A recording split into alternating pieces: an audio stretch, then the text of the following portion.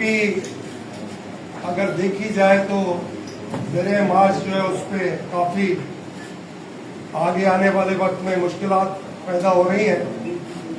तो हम लोगों ने अपने सारे जितने भी दोस्त हैं ये सोचा है कि अगर आबाद ज़मीनें सिंध की गैर आबाद हो जाएगी तो फिर अल्लाह ने जब चाहा तो ये सारी जो कॉर्पोरेट फार्मिंग के नाम पे इन्होंने पानी को डाइवर्ट किया हुआ है, तो वो पता नहीं कब कामयाब होगा, मगर जो ऑलरेडी आबाद जमीन है वो बंजर हो जाएंगी।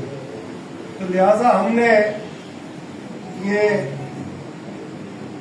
क्लियर बात कर ली है कि हर उस फोरम पे हम लोग जाएंगे जिस पे हम क्लियर कर सकें कि भाई सिंध को बंजर करने से कोई फायदा नहीं, क्योंकि हम भी फेडरेशन का हिस्सा है और हम मजबूत पाकिस्तान देखना चाहते हैं।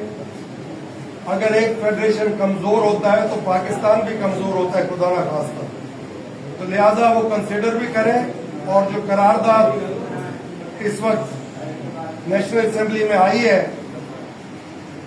केनाल्स के मुखालफत में, उस पर भी हम चाहते हैं कि पूरे पाकिस्तान के फॉर्म 47 के जो उम्मीदवार हैं वो भरपूर उस पर वोट करें और सिंध को बंजर होने से बचाएं।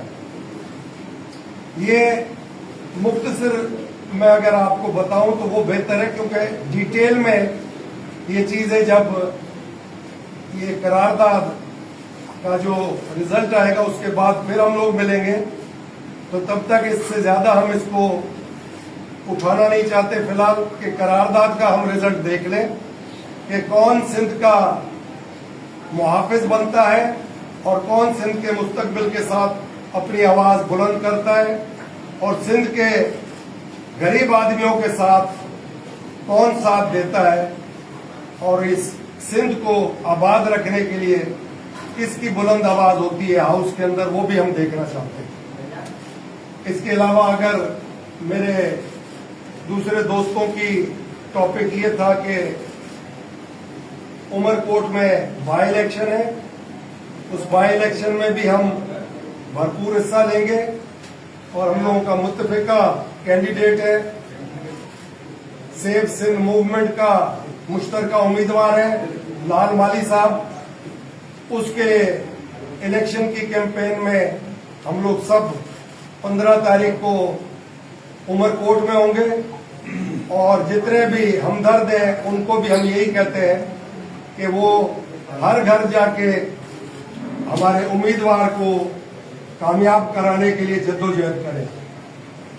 मगर एक चीज आप लोग भी जरूर पूछोगे, सवाल करोगे कि इलेक्शन का रिजल्ट क्या आएगा, तो वो मैं ये समझता हूं कि जिस को अपनी कुर्सी से हट जाना चाहिए था, मनसब से हट जाना चाहिए था, इलेक्शन के जो करते धरते हैं, तो वो जाते जाते कोई मेहरबानी ना कर जाए हाकिम वक्त की फॉर्म 47 की, तो वो सवाल आप करेंगे तो उसके मुताबिक कहेंगे।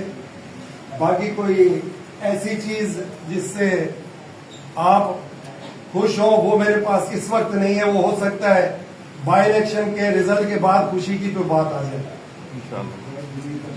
हाँ,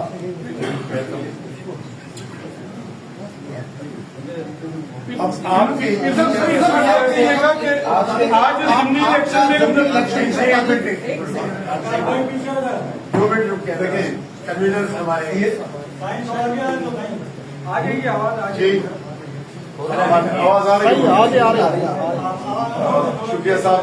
दोस्तों, सेव इंडस रिवर मूवमेंट वक्त अपनी मूवमेंट अपनी मुख्तलिफ एक्टिविटीज करती रही है और आगाही मुहिम में और बेदारी मुहिम में अपना मुस्तकिल किरदार अदा कर रही है।